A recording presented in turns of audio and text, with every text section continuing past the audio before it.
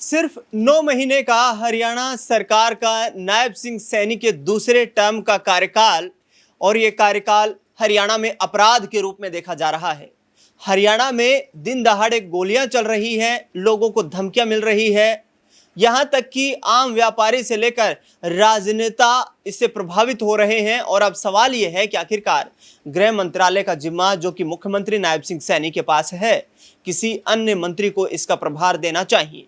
दरअसल पिछले कार्यकाल के दौरान देखा गया कि मनोहर लाल खट्टर के पास जब मुख्यमंत्री की कुर्सी थी तो उस दौरान राज्य में गृह मंत्रालय का जिम्मा संभाल रहे थे अनिल विज। अनिल विज को लेकर अक्सर ये कहा जाता है कि वो दबंग छवि के राजनेता हैं, अधिकारियों पर पैनी नजर रखते हैं और अधिकारियों पर पैनी नजर रखने के साथ साथ उन्हें विभाग की गतिविधियों की भी जानकारी होती है। मुख्यमंत्री के पास इस वक्त देखा जाए तो हैवी पोर्टफोलियो नजर आता है, यानी कि अनेक विभागों की जिम्मेदारी उनके पास है।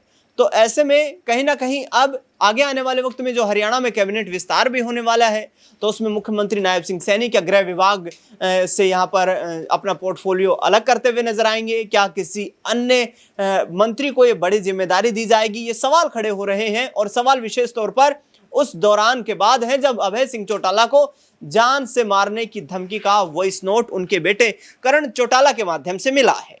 अब ऐसे में अनिल विज को गृह मंत्री बना दिया जाएगा तो क्या अनिल विज हरियाणा में बड़ा दावा फिर से आगे आने वाले वक्त में ठोकने के लिए अपने आप को यहाँ पर जो है पुरजोर तरीके से तैयार मानेंगे? नाजमीन मेरे साथ मौजूद है। नाजमीन, सीधे तौर पर आरोप जो लग रहे हैं मुख्यमंत्री पर वो ये है कि वो गृह मंत्रालय की जिम्मेदारी सही तरीके से नहीं निभा पा रहे हैं। अभय चौटाला तो यहाँ तक कह रहे हैं कि उन्हें राज्य को ही छोड़ना पड़ेगा।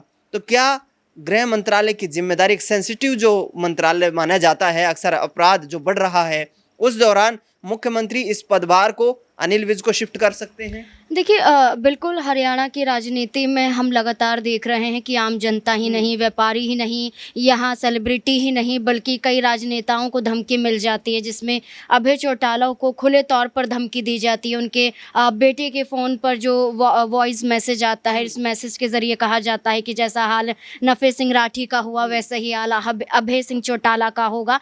तो जिस हाल का जिक्र किया जा रहा है, ये खुले तौर पर जो धमकी दी जा रही है और धमकी के आधार पर ये कोशिश की जा रही कि अभय सिंह चौटाला रुक जाएं, उनका जो राजनीतिक कद है वो लगातार गिरता चला जाए। तो अभय सिंह चौटाला चाहते तो डर कर रह सकते थे, लेकिन अभय सिंह चौटाला ने इस पूरे बयान के आधार पर, इस वॉइस मैसेज के आधार पर सरकार को ही घेर दिया और सीधे तौर पर ये कह दिया कि जो राज्य सरकार है इससे सरकार नहीं चल रही है, इनसे शासन प्रशासन नहीं चल रहा है, अपराध चरम पर है, अपराधी बेलगाम हो गए हैं, खुले तौर पर धमकियां मिलती हैं, खुले तौर पर गोलियां चल जाती हैं, कोई बैग में पाया जाता है। तो अब देखिए ऐसी कई घटनाएं सामने आ जाती हैं जहां हरियाणा की राजनीति में सवाल ये वाजिब सी बात है कि खड़े हो जाते हैं कि आखिरकार सरकार कर क्या रही है। सिर्फ बयान दे देना, मुख्यमंत्री नायब सिंह सैनी का बयान आ जाना कि हम इन ऐसे मामलों पर संज्ञान लेंगे, जाँच बैठाएंगे, इन मामलों को तह तक हम जाँच के दायरे में लाएंगे,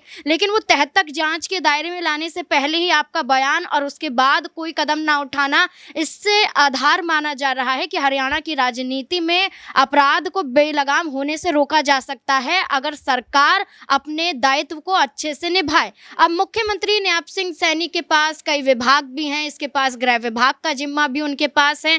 जैसे कि आपने कहा कि अनिल विज जो अभी परिवहन विभाग को संभालते हैं, वो अनिल विज हैं जो अपने आप को बब्बर भी कहते हैं, एक बब्बर शेर के रूप में जाने जाते हैं। ये अनिल विज हैं जो अंबाला कैंट से विधानसभा का चुनाव कई बार जीत जाते हैं। अनिल विज वो हैं जो अपने ही परिवहन विभाग में कई अधिकारियों को फटकारते ही नहीं बल्कि सस्पेंड तक कर देते हैं। ये वही अनिल विज हैं जो स्वास्थ्य विभाग को भी कटघरे में खड़ा कर देते हैं। और मनोहर लाल खट्टर के कार्यकाल के दौरान अनिल विज ने गृह विभाग संभाला था और बखूबी भी संभाला था और उन पर कोई आरोप उस दौरान नहीं लगा था। और इन्हीं बातों का जिक्र करते हुए अनिल विज ने अपनी इस बात को सरकार के आगे रखा था कि एक बड़ा विभाग उन्हें दिया जाना चाहिए था, चाहे स्वास्थ्य विभाग हो चाहे गृह विभाग हो, अनिल विज को मिलना चाहिए था। लेकिन अनिल विज का कद नैप सिंह सैनी के कार्यकाल में लगातार कम होता हुआ नजर आया है।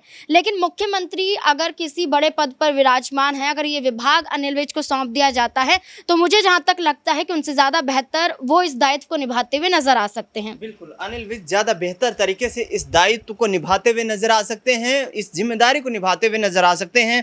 अमन जी मेरे साथ मौजूद हैं। सर, ये बड़े बड़े राजनेताओं को धमकी मिलना और ये कहना कि भाई नफे सिंह राठी जैसा हाल हो जाएगा यदि अभय चौटाला नहीं सुधरा तो क्या आने वाले वक्त में ये मुख्यमंत्री के लिए अग्नि परीक्षा है?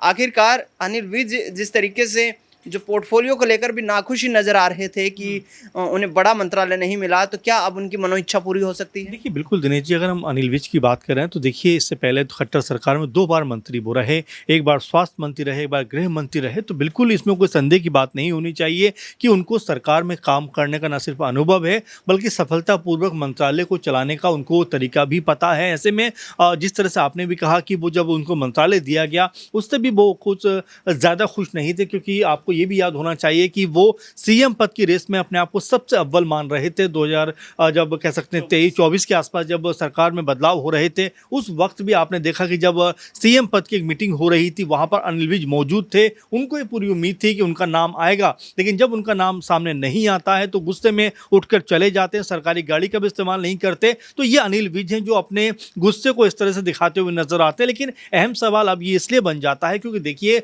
नैप सिंह सैनी मुख्यमंत्री हैं, मजबूत तरीके से सरकार को लेकर चलने का दावा तो करते हैं, लेकिन जिस तरह से हम देख रहे हैं, चाहे एक सिंगर के ऊपर हमले की बात हो या हमले की धमकी देने की बात, पिछले दिनों एक लड़की भी मिली ना, बैग में पैक लड़की मिली, और ऐसे कई सारी घटनाएं हैं जो लगातार हरियाणा में निकल के सामने आ रही का जांच अभी तक बिल्कुल अभी तक पूरी नहीं हो पाई, लापता है उनके हत्यारे जो हैं। तो ऐसे कई मसले हैं जहां पर नैप सिंह सैनी घिरे हुए नजर आते हैं। तो बिल्कुल इसमें कोई संदेह नहीं होना चाहिए कि यहाँ सरकार में हो सकता है कि जो मंत्रिमंडल है उसमें बदलाव होता हुआ दिखाई पड़े, हो सकता है कि अनिल विज को ये अहम जिम्मेदारी मिलती हुई दिखाई पड़े, क्योंकि ऐसे भी नैप सिंह सैनी सरकार के जो मंत्री हैं, जो विधायक हैं, कहीं ना कहीं वो खफा दिखाई पड़ते हैं, नाराज नजर आते हैं। और इसके कई एग्जाम्पल हम बीते दिनों देख भी चुके हैं, चाहे राव इंद्रजीत की बात करें, आरती राव की बात करें या फिर अनिल विज की बात करें। ऐसे कई चेहरे हैं जो नैप सिंह सैनी से बहुत ज़्यादा खुश नहीं है। हो सकता है आने वाले दिनों में अगर उनको अहम जिम्मेदारी ना मिले तो कोई बड़ी बगावत यहाँ पर होती हुई दिखाई पड़े।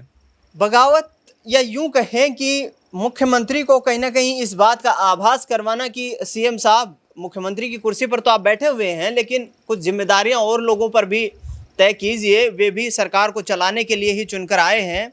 और यदि आप गृह विभाग को नहीं संभाल पा रहे हैं तो इस पोर्टफोलियो को निकालिए अपने जो है अपनी जिम्मेदारियों से, और उसके साथ साथ किसी अन्य ऐसे सक्रिय मंत्री को, किसी ऐसे सक्रिय विधायक को इस महत्वपूर्ण गृह विभाग का जिम्मा दिया जाए, जिससे कि हरियाणा में ये अपराध थमता हुआ नजर आए। क्योंकि लोगों का कहना है कि अभी तक सुनते थे बिहार बंगाल में ऐसी घटनाएं घटित होती है दिन प्रतिदिन, लेकिन अब हरियाणा का यही हाल हो रहा है, जो कहीं ना कहीं प्रदेश की छवि को क्राइम रिकॉर्ड में खराब कर रहा है। फिलहाल न्यूज़ रूम से इस खास रिपोर्ट में इतना ही।